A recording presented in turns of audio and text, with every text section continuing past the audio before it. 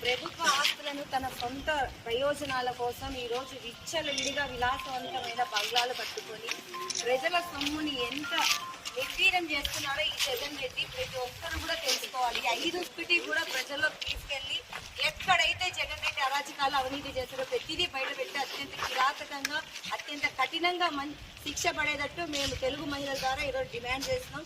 ఒక్కసారి ఈ బిల్డింగ్ ని చూస్తే ఎంత దారుణమైన పరిస్థితి అయితే సొంతింటి కల నెరవేరేది. జగన్మోహన్ రెడ్డి నువ్వు చేసిన అవినీతినంతా కూడా బయటికి తీసుకొని వచ్చి నీకు కఠినమైన శిక్ష పడేలాగా తెలుగు మహిళలందరూ కూడా చేస్తామని మేము సభాముఖంగా చెప్తున్నాం.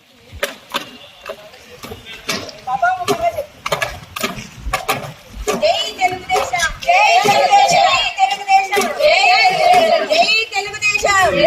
గొడవ కాదు మాకు ఇది ఏమది గవర్నమెంట్ ప్రాసెస్ ఏముందో చేసుకోవాలి అంతేగాని మేము కూడా చూపించుకోవాలి కదా సార్. ఇంత అవినీతి జరుగుతా అంటే ప్రజలు చెప్పుకోవాలి. గవర్నమెంట్ ప్రాసెస్ జరుగుతుందమ్మా, మళ్ళీ మీరు ఎందుకు వస్తారు అని అనవసరంగా ప్రజలకు చూపించాలి కదా. పెట్టడం కాదు ఏం పార్టీల గురించి మేము మాట్లాడే జగన్ చేసిన అవినీతి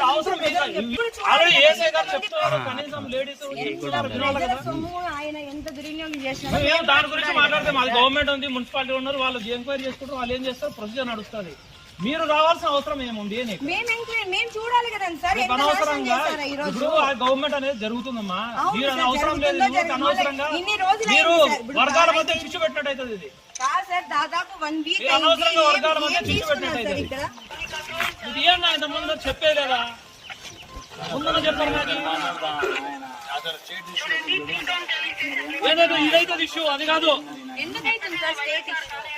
ఆర్డర్ ఇష్యూ అయితే అమ్మా, ఇది వాళ్ళు చేసినప్పుడు కానప్పుడు ఆర్డర్ ఇష్యూ కాకూడదనే కదా మేము చెప్పేది.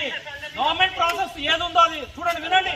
ప్రజలకు మేము చెప్పాలి. మీకు ఎందుకు అర్థం చేసుకోకుండా మీరు ఇట్లా ఇతనవాదం. మేము రాజకీయాలు మేము మాట్లాడుతున్నాము, ఎందుకు మాతో రాజకీయాలు మాట్లాడిస్తారా? మేము